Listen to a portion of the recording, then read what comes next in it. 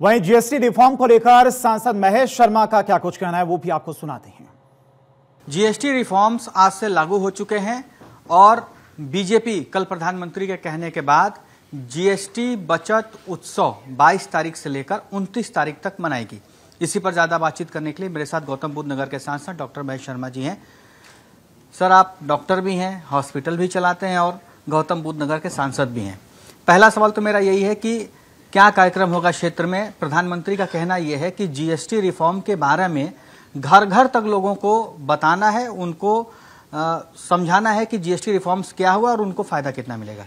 देखिए, कल हुए राष्ट्रीय संबोधन में माननीय प्रधानमंत्री जी ने देश की जनता को बताया कि अब हम स्वावलंबी बनने की ओर, आत्मनिर्भर बनने की ओर अग्रसर हैं। स्वदेशी का उन्होंने जो आह्वान किया कि आज हम देश की बनी हुई चीजें, जिसमें भारत की मिट्टी की खुशबू आती हो, हमारे किसानों कामगारों के पसीने का जिसमें योगदान रहा हो, उन वस्तुओं को खरीदेंगे। और साथ साथ उन्होंने ये भी कहा कि जो जीएसटी का जो एक बहुत बड़ा स्ट्रक्चर चेंज किया है, लगभग 10% का जीएसटी का बेनिफिट लगभग सभी चीजों को मिला है। मेरा सवाल फोकस्ड ये है कि जिस तरीके से विपक्ष, आम आदमी पार्टी हो, कांग्रेस के मल्लिकार्जुन खड़गे साहब ये कह रहे हैं कि बढ़ाया भी आप लोगों ने, घटा भी आप ही लोग रहे हैं, बढ़ाते समय उत्सव नहीं मनाए, घटाते समय उत्सव मना रहे हैं, तो देश की जनता को आप बेवकूफ समझ रहे हैं। उसी पर प्रधानमंत्री ने कहा कि जीएसटी रिफॉर्म के बारे में जनता को घर घर जाके बताने की आवश्यकता है कि आखिरकार में सच्चाई क्या है। देखिए, पूरे देश को एक देश एक टैक्स एक बाजार, इस भाव में लेके आने के लिए पहल किसने की? वो हिम्मत, वो जज्बा किस में था? नरेंद्र मोदी में। कांग्रेस वाले हमेशा से ये कहते रहे, हम सोच ही रहे थे। डिमोनेटाइजेशन के विषय में भी मिसेस इंदिरा गांधी ने कहा था कि डिमोनेटाइजेशन किया जाए। उस वक्त के वित्त मंत्री ने सलाह दी थी इनको, लेकिन इंदिरा जी डर गई कि चुनाव आने वाले हैं, हिम्मत नहीं जुटा पाई डिमोनेटाइजेशन करने की।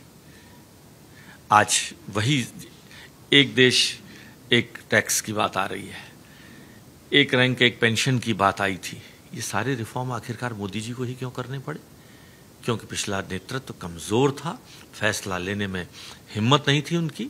हमने उसको शुरुआत तो किया, शुरुआत के अंदर इसके इफेक्ट क्या होंगे, कितना इसका असर होगा, नहीं मालूम था। शुरुआत की, लेकिन शुरुआत भी किसने की?